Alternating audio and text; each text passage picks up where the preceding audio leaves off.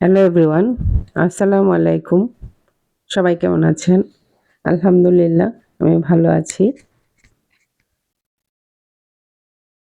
প্রচণ্ড বৃষ্টি হচ্ছে আজকে কুমিল্লাতে। অনেক বৃষ্টি হচ্ছে, সারা রাত্র বৃষ্টি হয়েছে।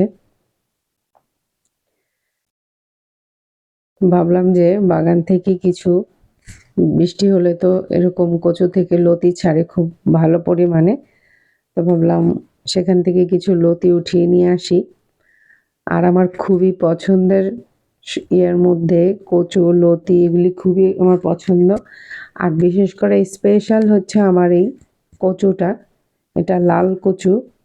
কে কোন জায়গায় কে কী নামে চিনে অবশ্যই কমেন্ট করে জানাবেন। কার অঞ্চলে এটাকে কী নামে বলে এই লাল কচুটা। আমাদের এখানে আমি এটাকে লাল কচুই বলি। আর এই কচুগুলো থেকে অনেক লতি ছেড়েছে। তো কিছু কচুর ডাঁটা আর লতি সবগুলি মোটামুটি উঠিয়ে নিয়েছি।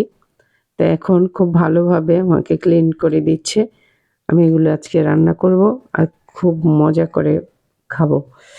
কারণ হচ্ছে এই কচুটা এতটা টেস্ট, এই কচুটা সচরাচর সব জায়গায় পাওয়া যায় না। এটা আমি অনেক দূর থেকে এনে ছোট্ট একটা চারা লাগিয়েছিলাম। সেটা থেকে একটু বৃষ্টি হওয়াতে এত পরিমাণে হয়েছে, আলহামদুলিল্লাহ। আমার খুবই পছন্দের একটা কচুর মধ্যে এই কচুটা খুবই পছন্দ। কারণ এটা কোনো মাছ, শুটকি কিছুই লাগে না এটা রান্না করতে। জাস্ট একটু চিংড়ি মাছ দিয়ে একটু নারকেল বা কোরানো নারিকেল দিয়ে একটু ভাজি করে নিলে এটা অনেক টেস্ট হয়ে যায়। তো খুব ভালো করে আমি কচুগুলি ধুয়ে নিলাম। নিয়ে এখন আমি এটাকে ফাঁপ দিচ্ছি। সামান্য একটু লবণ দিয়ে আমি এটাকে ফাঁপ দিচ্ছি। আর এখন আমি এখানে রসুন দিয়েছি, কুচি করা রসুন দিয়েছি, পেঁয়াজ। এইটা এই কচুটা আপনি পেঁয়াজ, রসুন বেরেস্তা করে যদি ভাজি করেন তাহলে পেঁয়াজটা একটু আস্তে আস্তে থাকে, খেতে খুব ভালো লাগে। তো আমি এখন কিছু চিংড়ি মাছ দিয়ে দিলাম, সুন্দর একটা ফ্লেভার আসছে। আর ফ্রোজেন করা একটু নারিকেল দিয়ে দিলাম, কোরানো নারিকেল। সামান্য পরিমাণে একটু হলুদ দিলাম। দিয়ে আমি এটাকে খুব সুন্দর করে ভেজে নিচ্ছি। এর মধ্যে আমি আবার সামান্য পরিমাণে একটু লবণ দিয়েছি। এই যে কচুটা আমি পাপ দিয়ে এভাবে ঝাঁকিতে নিয়ে পানিটা ট্রান্সফার করে এখন আমি দিয়ে দিলাম চিংড়ি মাছগুলোর সাথে। দেখতে পাচ্ছেন কতটা সুন্দর হয়েছে। আর লতিগুলো আমি রান্না করব কাঁঠালের বিচি দিয়ে। এটা এতটা টেস্ট হয়, কাঁঠালের বিচি, লতি, শুটকি। এই সিজনে এটা খেতেই হবে, একবার হলেও ট্রাই করবেন। এটা এতটা টেস্টি একটা রেসিপি। তো কিছু পেঁয়াজ কুচি দিয়ে দিলাম রসুন বাটা। রসুন বাটা তো অবশ্যই দিতে হবে যেহেতু লতি রান্না করব।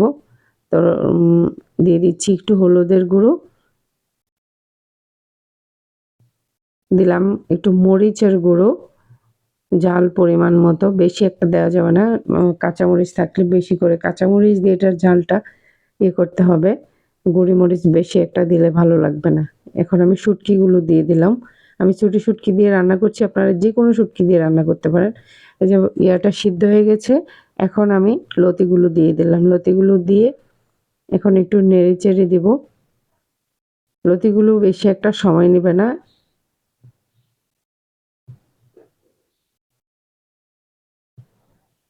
এভাবে একবার ট্রাই করবেন, অবশ্যই এভাবে একবার ট্রাই করবেন। খুবই টেস্ট হয় এভাবে লতি রান্না করলে। তো আমার ফেসবুক পেজটা ফলো করে দিবেন, ইউটিউব চ্যানেলটা সাবস্ক্রাইব করে দিবেন।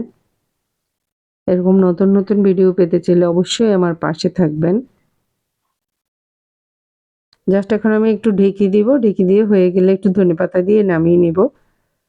তো ভিডিওটা লং হয়ে যাচ্ছে, সেই জন্য আমি আর বাকি ইয়াটা দেখাই নাই। কিন্তু সবাই লতি রান্না করতে পারে। তো সবাই ভালো থাকবেন। আল্লাহ হাফেজ। আসসালামু আলাইকুম।